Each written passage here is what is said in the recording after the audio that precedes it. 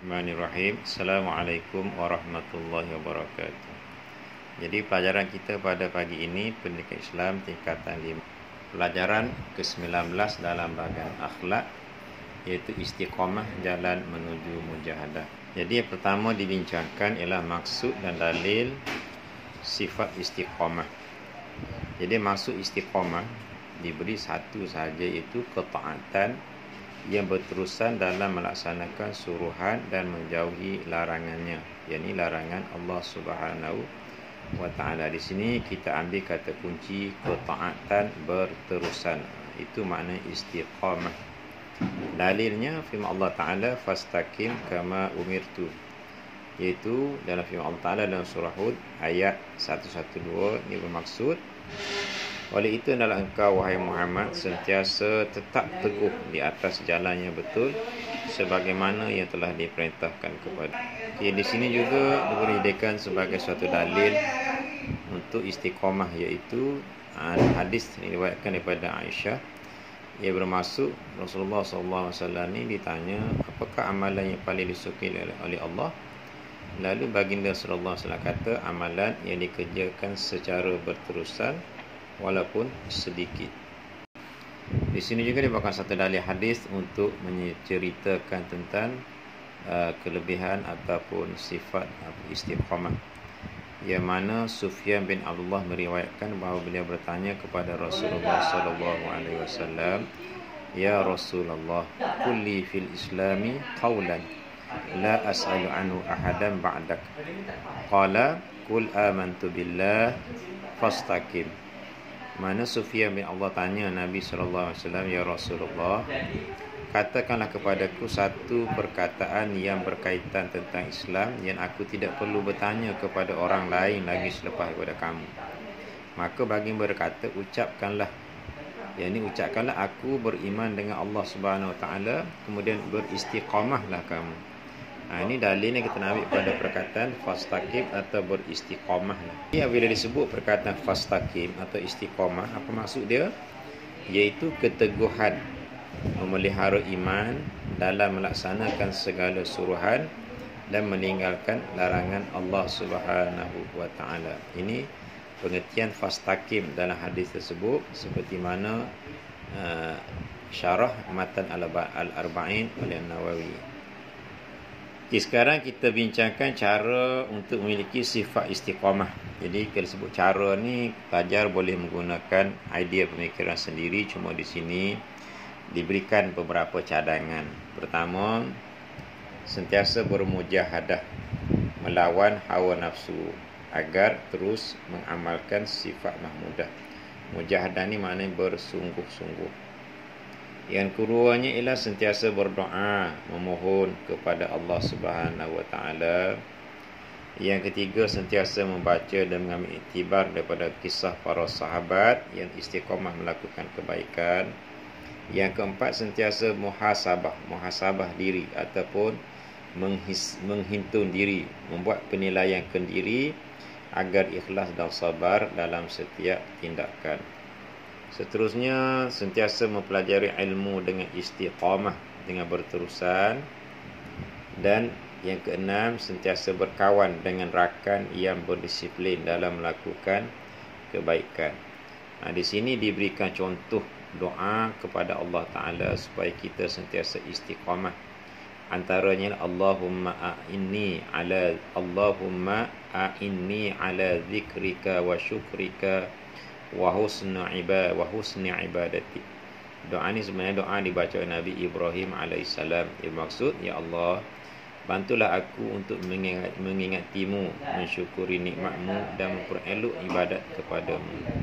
Okay, di sini juga dibincangkan hadis Nabi sallallahu alaihi wasallam untuk kita istiqamah. Ini pun salah satu cara untuk kita istiqamah, iaitu Anas bin Malik meriwayatkan bahawa Nabi sallallahu alaihi wasallam bersabda, la yastaqimu imanu 'abdin hatta yastaqima qalbuhu wa la yastaqimu qalbuhu hatta yastaqima lisanuh.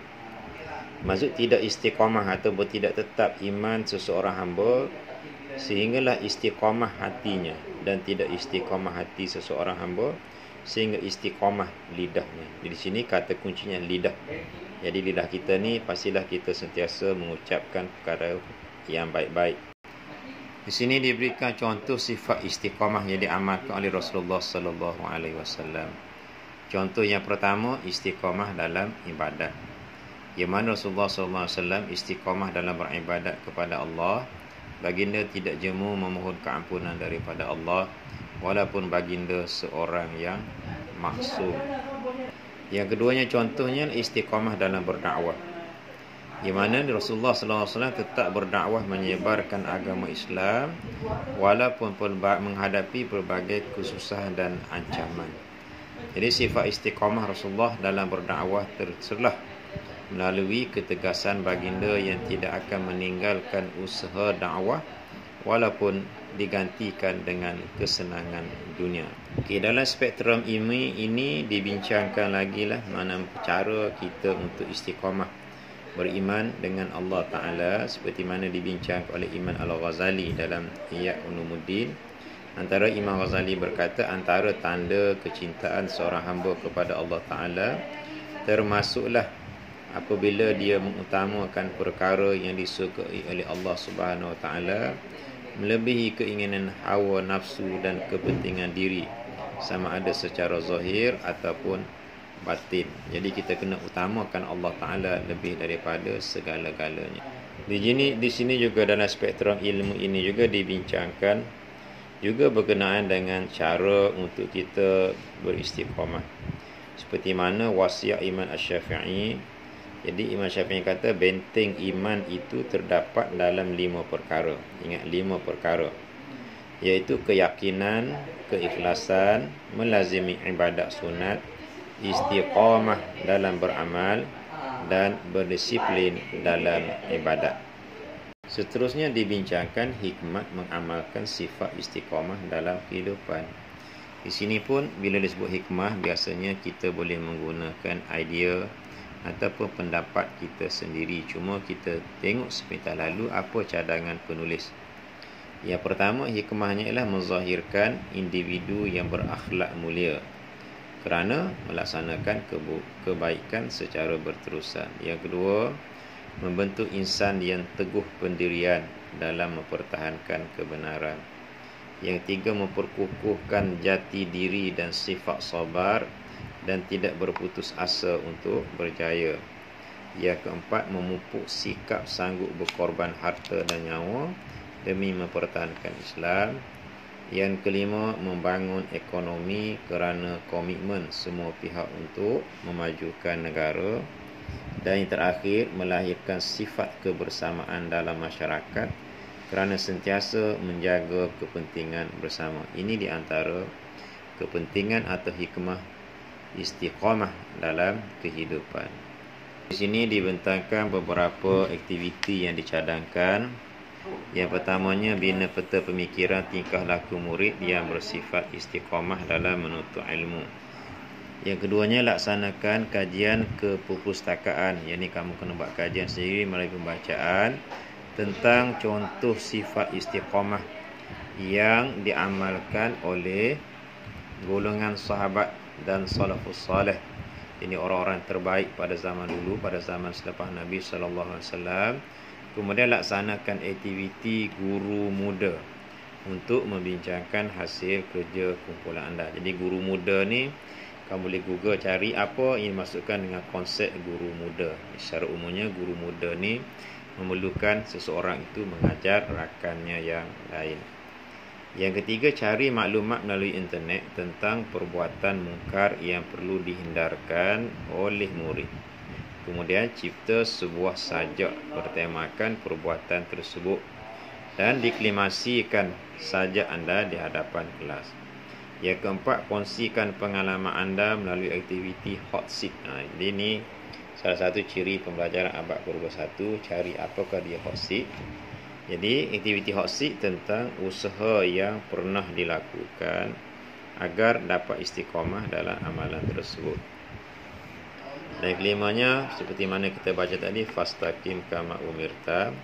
Dia berdasarkan ayat Quran ini, bincangkan secara berkumpulan ayat tersebut dalam konteks anda sebagai murid. Jadi bentangkan di hadapan kelas. Jadi kamu sebagai pelajar secara umumnya diwajibkan ataupun disuruh pada kamu untuk belajar. Jadi bagaimanakah kamu mengaplikasikan konsep istiqamah dalam belajar.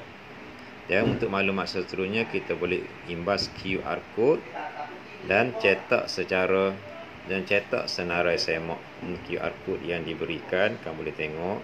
Itu senarai semok yang disediakan, tandakan raih pada amalan yang baik yang dilakukan secara istiqamah. Seterusnya dalam bahagian penilaian, sebenarnya untuk menilai sama ada kita telah menguasai tajuk yang dipelajari atau tidak. Jadi soalan 1, soalan 2, soalan 3, soalan 4, ini semuanya soalan aras rendah yang ada jawapannya dalam buku teks yang kita bincangkan sebentar tadi.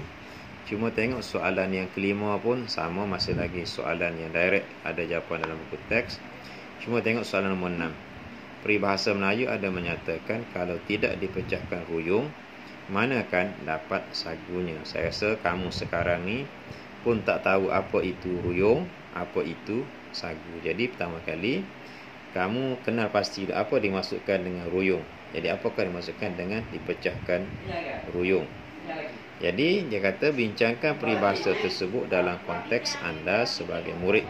Jadi maknanya awak ni secara umum saya tak nak terjemahlah apa makna ruyung, tapi di sini menunjukkan kamu perlu dulu berusaha, bersungguh-sungguh, bersusah payah untuk mendapatkan hasil yang terbaik. Jadi sebagai pelajar, apa yang kamu perlu buat supaya kamu mendapat kejayaan atau hasil yang baik dalam pembelajaran kamu. Jadi jawapan kamu ini kamu mesti bincangkan atau jawab dengan menggunakan pendekatan kebat. Jadi setakat itulah. Assalamualaikum warahmatullahi wabarakatuh.